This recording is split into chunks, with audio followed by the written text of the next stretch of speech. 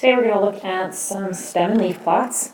We're going to start our little unit on data, and with our data stuff notes on page 23, we display data many ways. We use graphs.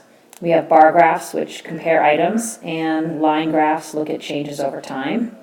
And today we're going to look at a stem and leaf plot, and I have 10 data points right there, stem and leaf plot. And when you do a stem and leaf plot, you create a T-chart, in a sense. Kind of looks like this. And you have the stem on one side and the leaves on the other. And because we have two-digit numbers here, our stems will be the first digit, or what's in the tens place, and our leaves will be the second digit, or what's in the ones place.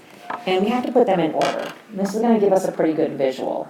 So the first number that we have in order is 21. So I've got a 2 here, and 21 is the smallest number. I'm going to cross it off so I don't use it again. And I'm looking down and I see 29, 28, 27. Do a 7 here. And then I have the 8. Sorry about that, my hand hit the other button. And then the 9. And now I have 3. 31 and 36. I'm going to keep these numbers right underneath the ones above it. It'll make my visual a little bit easier to see.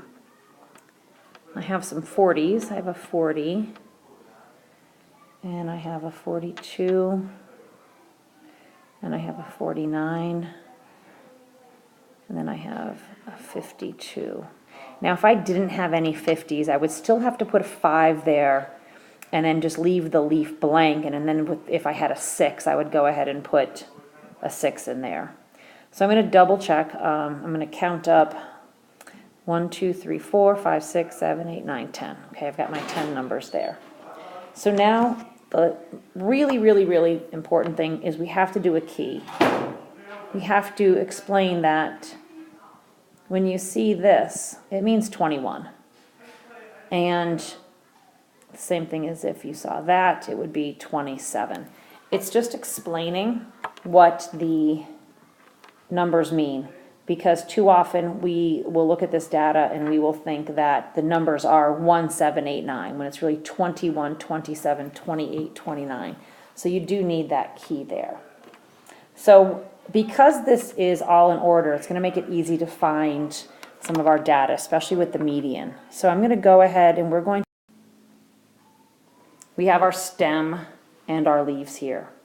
So if we want to find the median, we would have to find the middle number. Now there's 10 values. So we're going to have to find values numbers 5 and 6. And that's right here.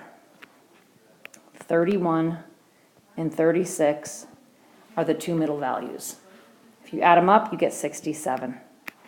And then 67 divided by 2 is 33.5. So 33.5 is your median. And if you're still not quite sure, you could say, well, this is a big one. 2, 1, 2, 1, 2, 1, 2, and then you've got the 2 left over. So what you're going to do is you are going to find, using this data here, the mean, the average.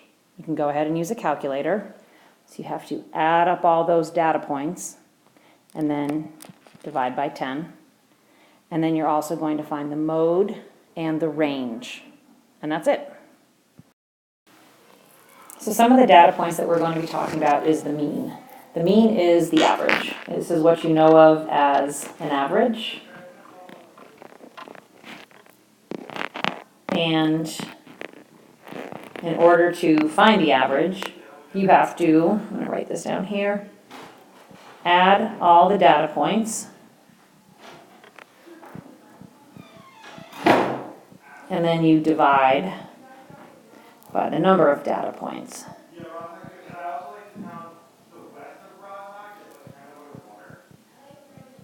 Okay, so you're going to add all the data points, handwriting is bad, and then divide by the number of data points. So in the other, the example that we have on the other page, we have 10 data points. You're going to add them all up and divide by 10.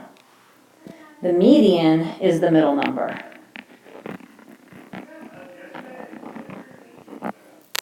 But the key is the values or the data points must be in order. From smallest to largest.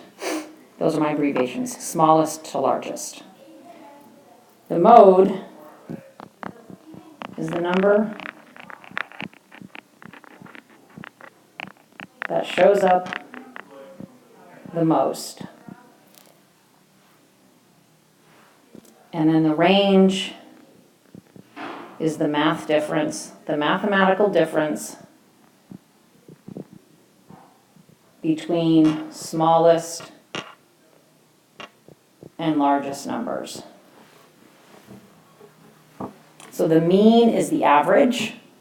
You add all the data points and divide by the number of data points. The median is the middle number, but the values must be in order from smallest to largest. The mode is the number that shows up the most. You can have one mode, two modes, no mode. And the range is the mathematical difference between the smallest and largest numbers. So let's take a look back